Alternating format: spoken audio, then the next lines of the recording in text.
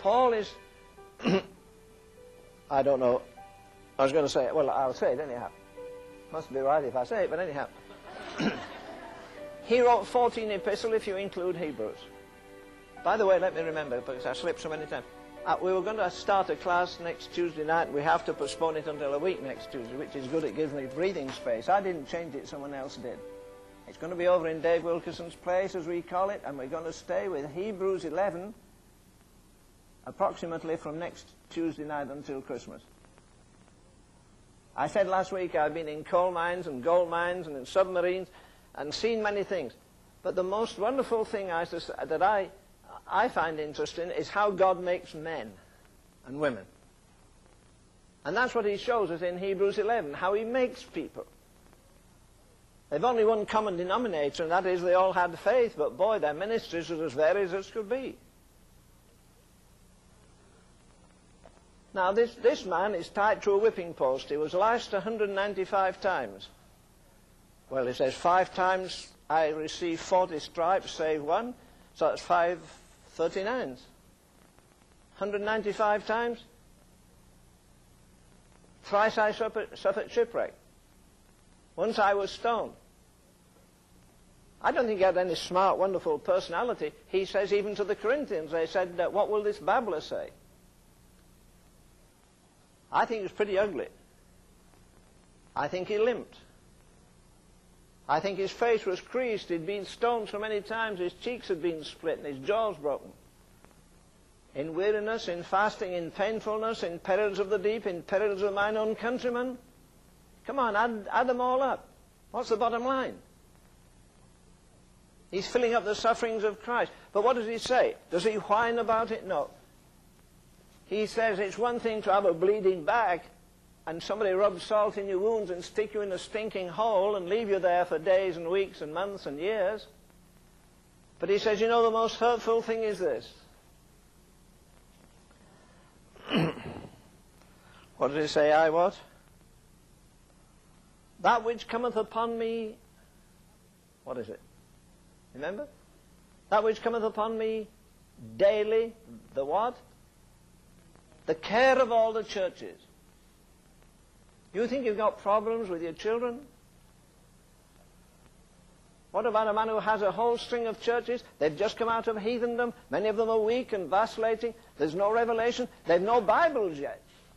God pity us. I preached the first Friday night here on Elijah.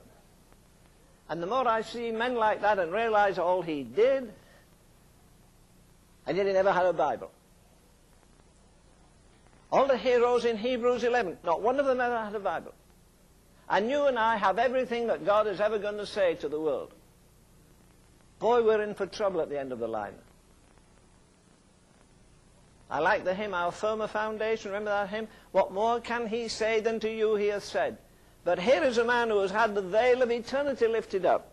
That's why he says in the chapter that we read, in 2 Corinthians 5 there, the love of Christ constraineth me. Why?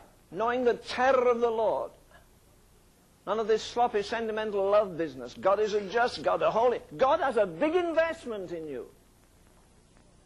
Your parents have a big investment. They sent you to school, maybe high school and college.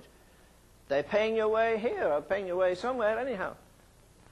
But above all, the precious blood of Jesus Christ was shed for you.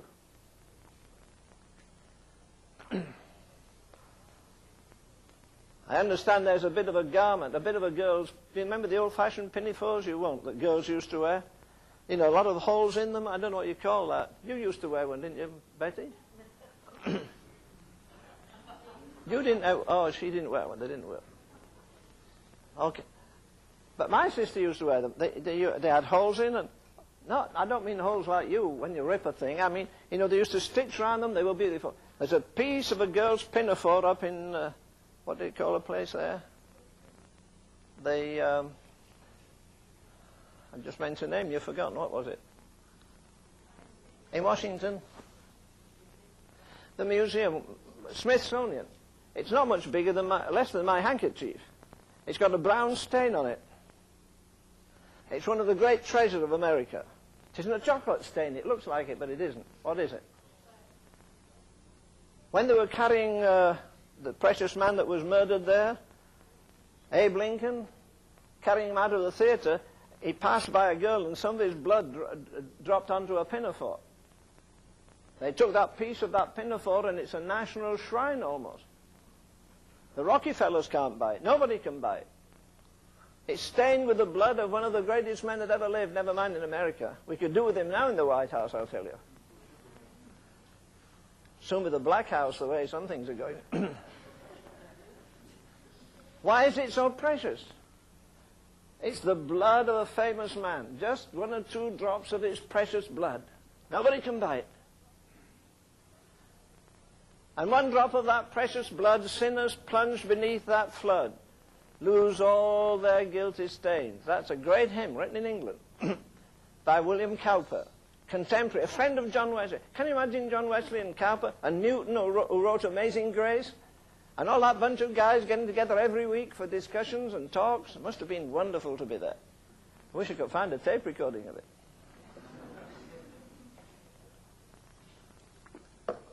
So here you have this man with a comprehension of eternity that maybe nobody has ever had except himself.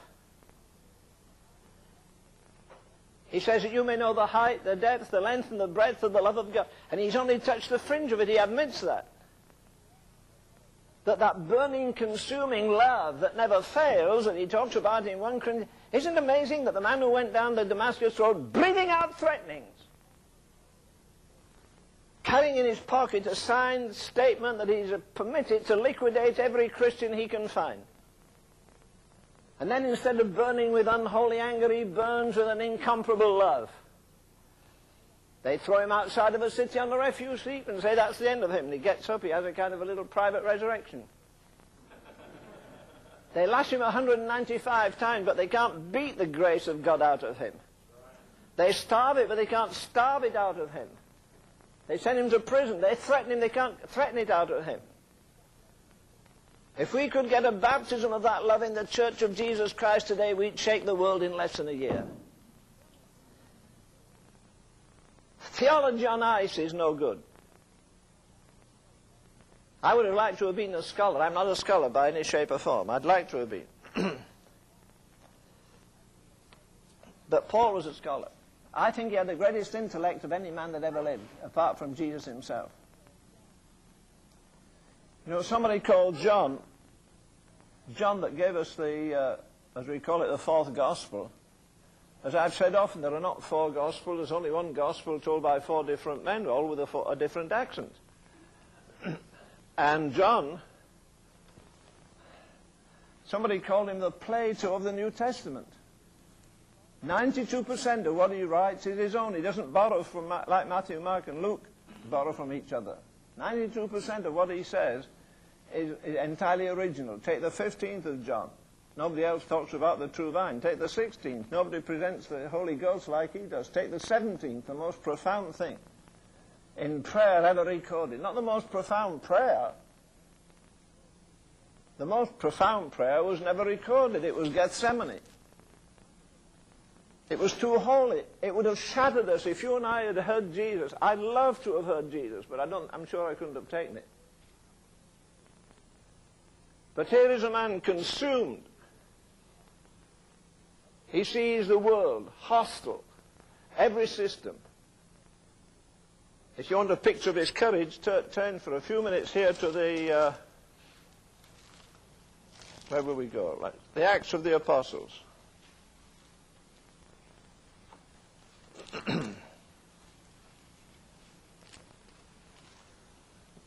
What chapter is it? Chapter 17.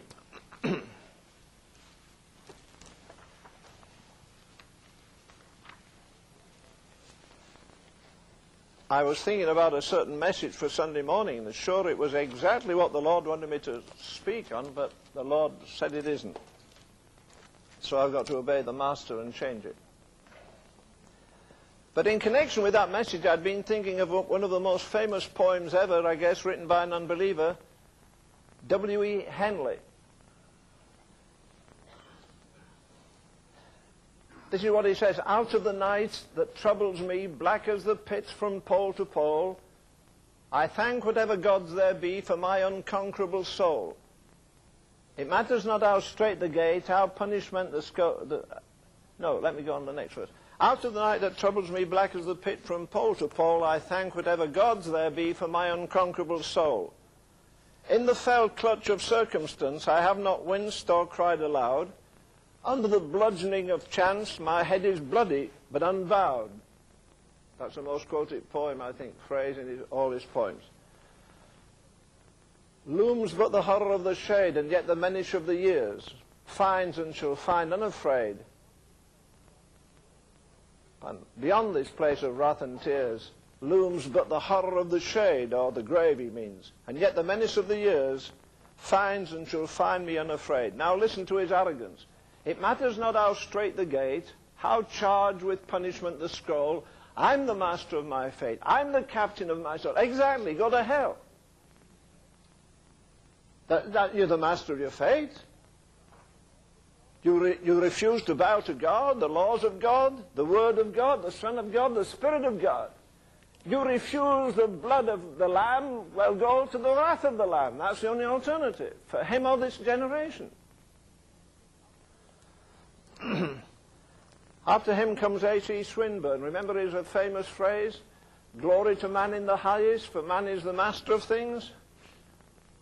He says, from too much love of living, from hope and fear set free, we thank thee with brief thanksgiving, whatever gods may be, that no life lives forever, the dead man rise up never, and even the weariest river winds somewhere to the sea.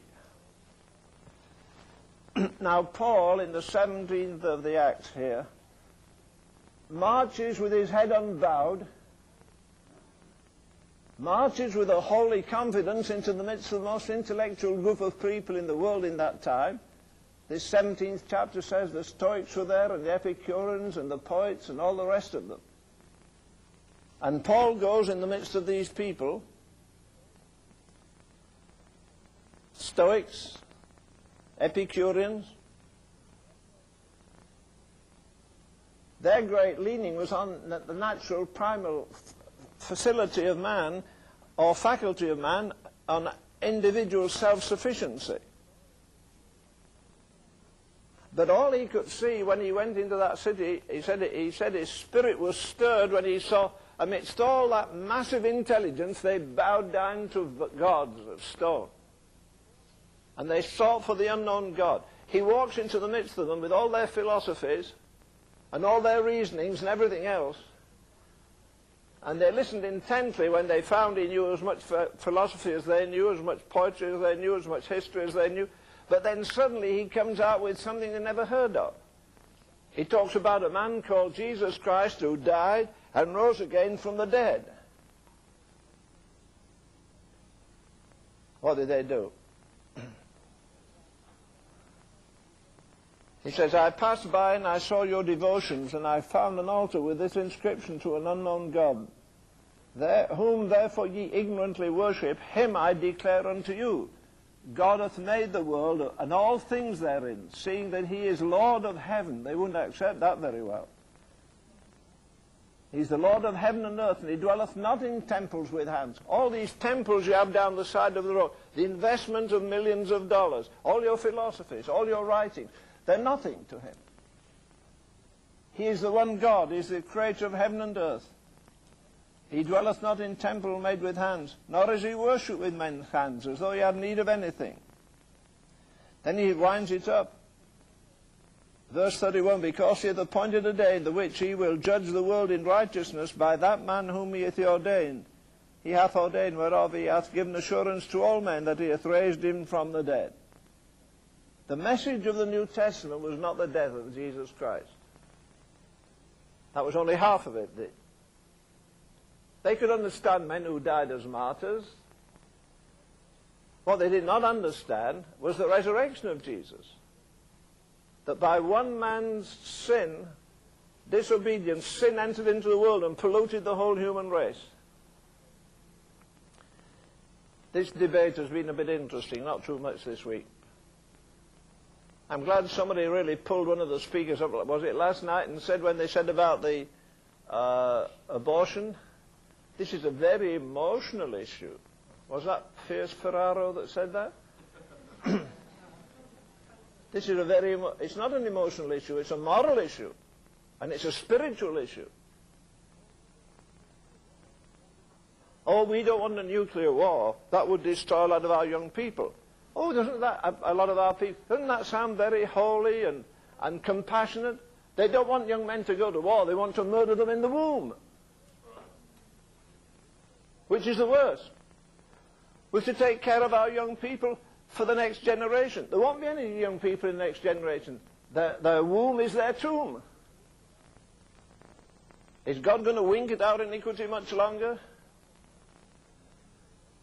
If I were a Protestant Pope, I would close every evangelical church in America or the world until after the election. Not that we can buy it by our supplications and devotion, but at least let's get serious. There's more talk about the World Series this week than about what's coming up onto the nation. There's more interest in football. Now we're in the football season. I don't believe we've ever as a nation been in a more serious situation than we're in tonight. Mondale would have backed the philosophy, and Farrar too. They'd have backed the philosophy of these men there, these Epicureans and these Stoics. These men who want to rationalize everything and reason everything out. Our only hope is God. Revival is not the best thing that can come to America to save it. It's the only thing. And you can't start it in Washington.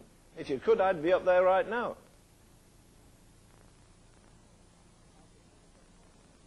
You know, I think one of the horrors, if I can use that, when we get to eternity and we see the winding path from the throne of Jesus Christ right back to the moment you were born again, and you see how near you came to supreme blessing and supreme deliverance and revival, and we missed it by a hair's breadth almost. I think that will be one of the sorrows. No sorrow in heaven, of course. It's all joy and peace. We go to funerals and say, no more tears. But the same book that says that, the same book, Revelation, says God shall wipe away all tears. So where does he wipe them from? I consider it the judgment seat. No, the judgment is only for rewards. No, that's what Paul says. Paul says in 1 Corinthians 3 there, we shall suffer loss. You don't usually laugh if you suffer loss. When we look back and see the turn in the road, the wrong choices we made, we didn't wait on God enough. We didn't obey him enough. I wonder what kind of compassion. No, I don't. I think if Paul came back today, he'd look generally over the church and say, you know what I do? I don't sleep much at night. I don't eat much. My whole spirit is groaning. I travail.